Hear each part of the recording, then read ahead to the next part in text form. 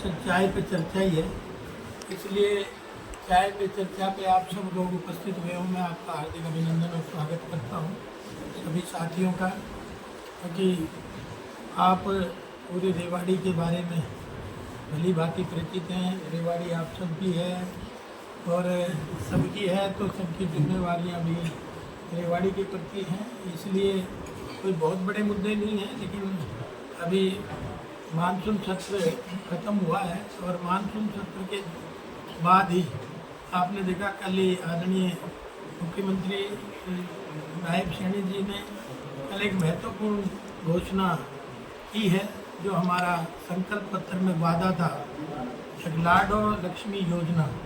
तो उसकी कल घोषणा की है, दीनदयाल उपाध्याय जी लाडो लक्ष्मी योजना, और जिसको दीनदयाल जी के जन्म जयंती के अवसर पे 25 तारीख से पूरे हरियाणा प्रदेश में ये लागू हो जाएगी। क्योंकि आपने देखा है कि इसको 3 चरणों में विभाजित इसको किया है।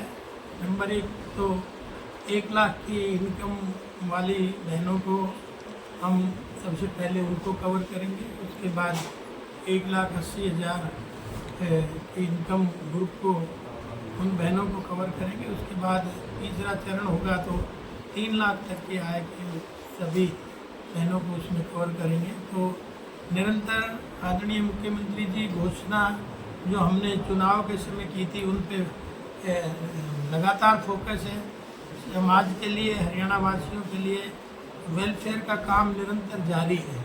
और आपने देखा भी होगा कि सदन में ही मुख्यमंत्री जी ने एक महत्वपूर्ण घोषणा और की थी कि जो शहर में जो 50 गज का प्लॉट जो बीपीएल के लोगों जो सरकारी की तरफ से अलॉट किए जा रहे हैं उन पर कोई किसी तरह का रेवेन्यू ना स्टाम्प ड्यूटी फ्री होगा।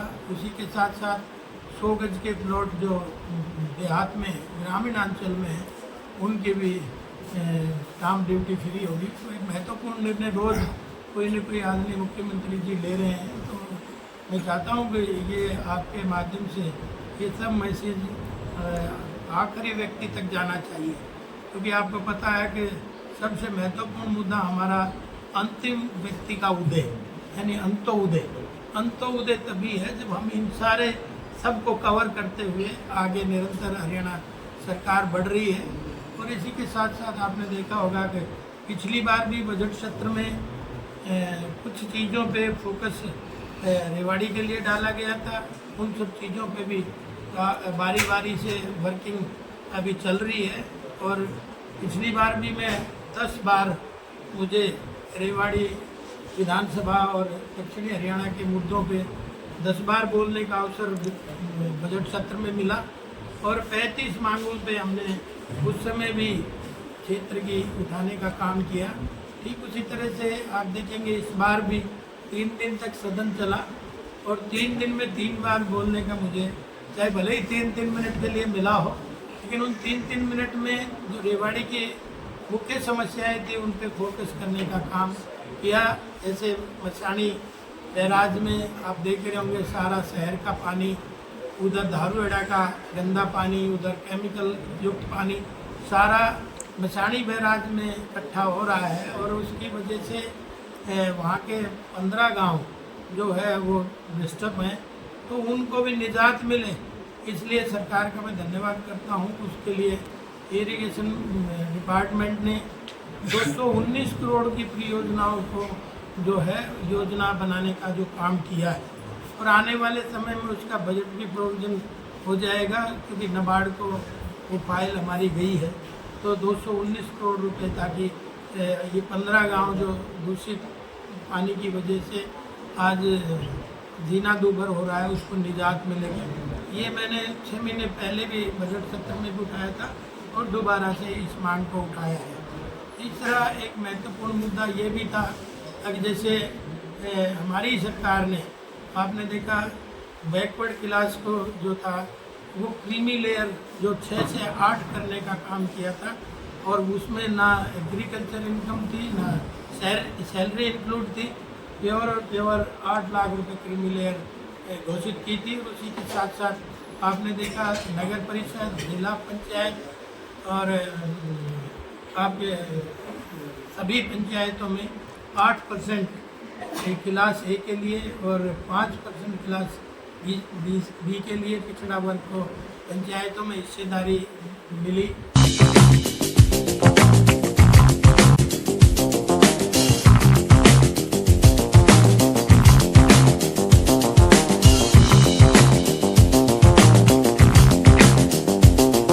पिछले दिनों आदरणीय मुख्यमंत्री जी ने उस क्रीमी लेयर को जहाँ ठीक करने का काम किया, जहाँ पूरा बैकवर्ड समाज आज आदरणीय मुख्यमंत्री जी को शाबाशी दे रहा है, ठीक उसी तरह से मैंने छोटा सा एक कमी और रह गई थी, उसको भी सदन में उठाने का काम किया। 27% जो आरक्षण है वो क्लास 3 और 4 में है, क्लास 1 और 2 में भी अगर ये मुमकिन हो तो मेरी सरकार इसको करे। तो मुझे लगता है कि बार बार ये चीज़ होने से और आज एक मैसेज जाने का काम किया है।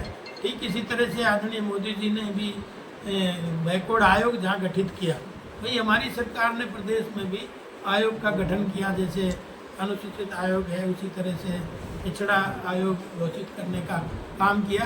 क्योंकि जैसे मैंने शुरू में ही कहा कि अंतिम व्यक्ति तक सरकार की योजनाएं जाएं, अंतिम व्यक्ति तक सरकार की सुविधाएं पहुँचे, तो उसके लिए भी स्पेशल फोकस करने का काम किया।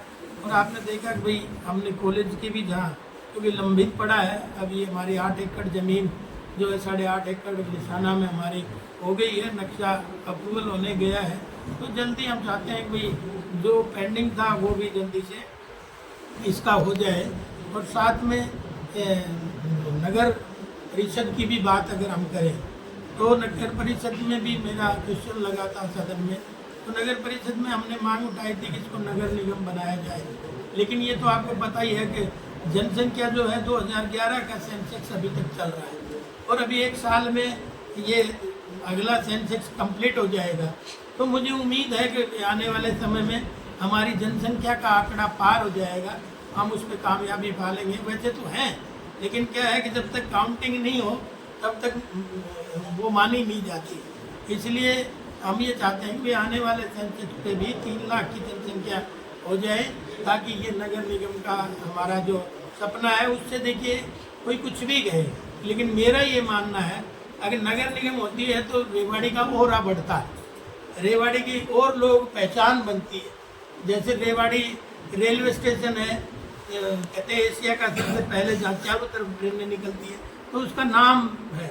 इसी तरह से अगर नगर निगम बनेगा तो रेवाड़ी का नाम और बड़ा होगा, ताकि बड़े शहरों में हरियाणा में काउंटिंग होगी। तो मेरा तो प्रयास यही है।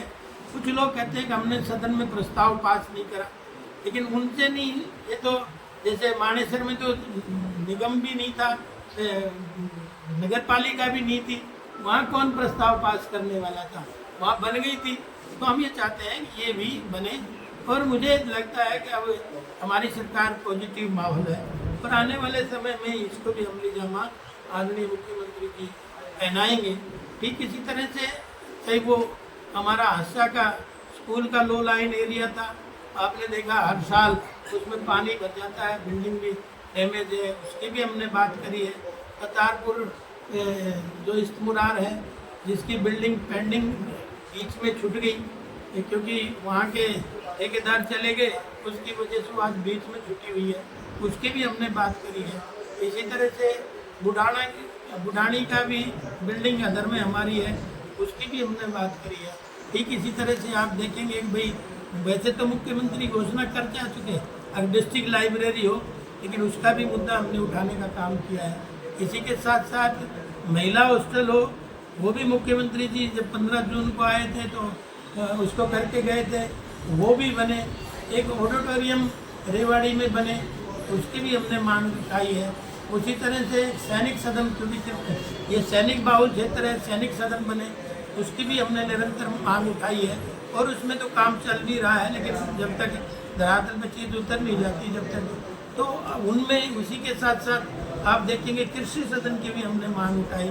कृषि सदन की हमने उस समय भी उठाई थी और उस समय मुख्यमंत्री जी 15 जून को आए तो ये कह के भी गए थे कि भाई हम इसको कृषि सदन बनाने का काम करेंगे। तो जो रेवाड़ी को 89 में चीज़ें मिल जानी चाहिए थी वो आज तक नहीं मिली। जिला बने 89 में बना था, और आज तक ये चीज़ें नहीं मिली, तो इसका मतलब ये हुआ कि भाई मेरे ख्याल में नेताओं की प्लानिंग नहीं रही होगी रेवाड़ी के प्रति, और रेवाड़ी के प्रति सोच नहीं रही होगी। आज पानी का भी हमने मुद्दा उठाया है, अब 3 दिन में 4 दिन में रेवाड़ी शहर को पानी मिलता है, और रेवाड़ी शहर को ही नहीं, बल्कि मैं जब देहात में धन्यवाद दौरे पे गया तो गांव की अक्सर गांव की ये शिकायत थी, पीने का पानी नहीं है जी। तो कुछ तो मुख्यमंत्री उस दिन घोषणा करके गए, चाहे वो डूंगरवास की थी, चाहे वो गोपालपुर की घोषणाएं थी, चाहे वो रामगढ़ की घोषणाएं थी, तो अनेक ऐसी घोषणाएं उस दिन करके गए हैं। तो हम ये चाहते थे कि शहर को रेगुलर पानी मिले, तो उसके लिए भी हमने आवाज़ उठाई थी कि 80 एकड़ ज़मीन लिसाना में हमें मिल जाए, क्योंकि आजकल आपको पता है भूमि अधिग्रहण कानून बदलने के बाद हम किसी किसान की ज़मीन ज़बरदस्ती 4 और 6 के नोटिस देकर नहीं ले सकते।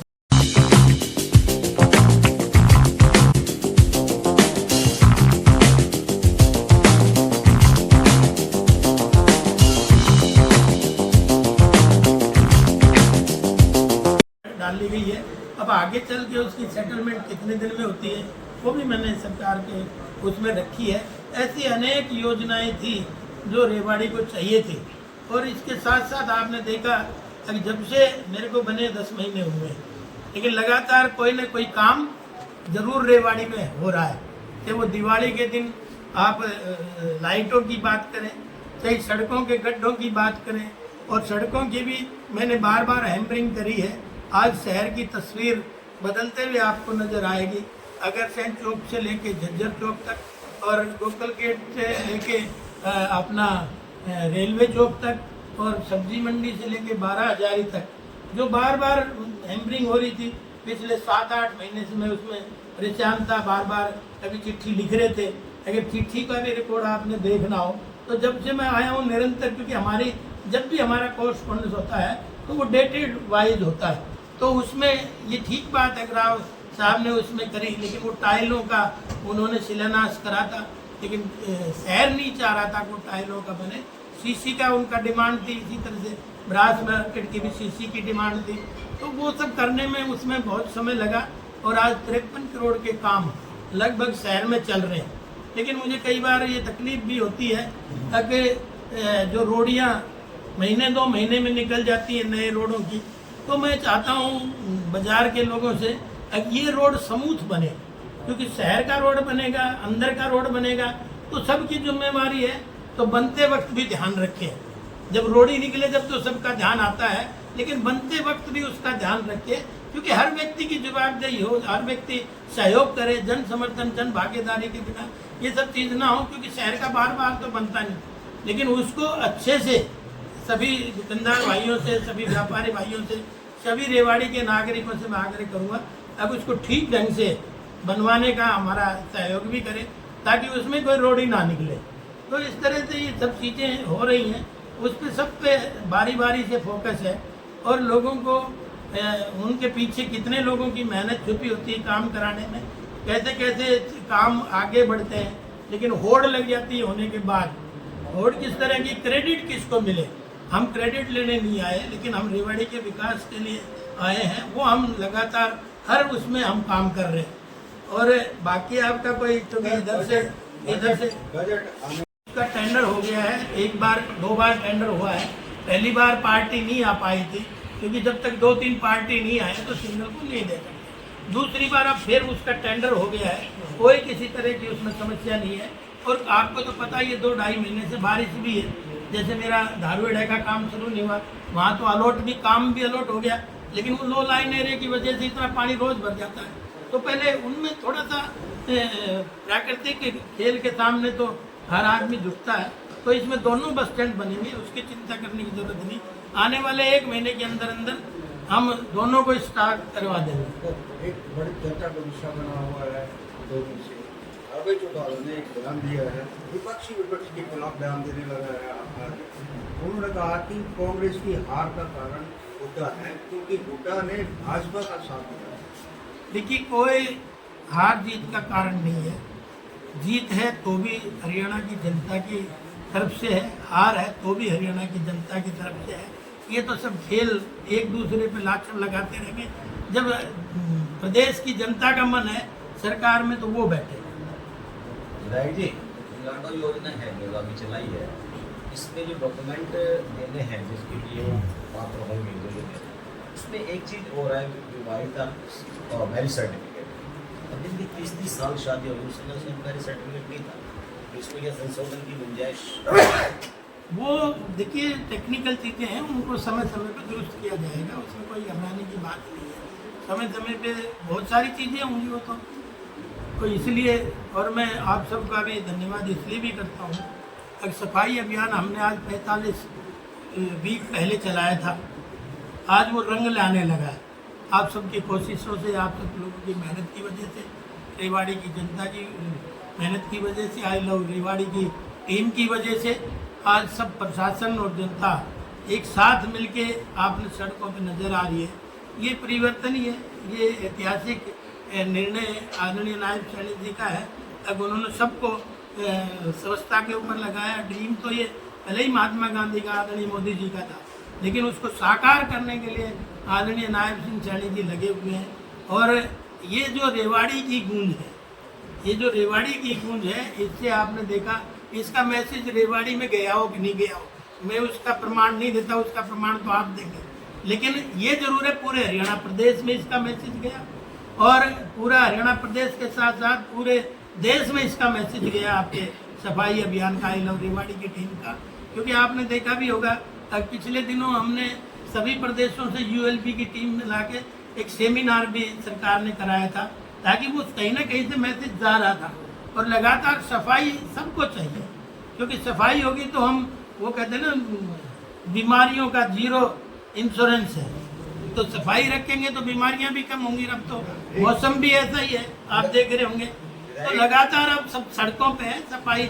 अब रेवाड़ी की होके रहेगी, नहीं होगी तो आपकी भी जिम्मेवारी है, आप भी उसमें लगे। कांग्रेस की गाली पॉलिटिक्स पर क्या करेंगे? आज कांग्रेस की गाली पॉलिटिक्स पर क्या करेंगे?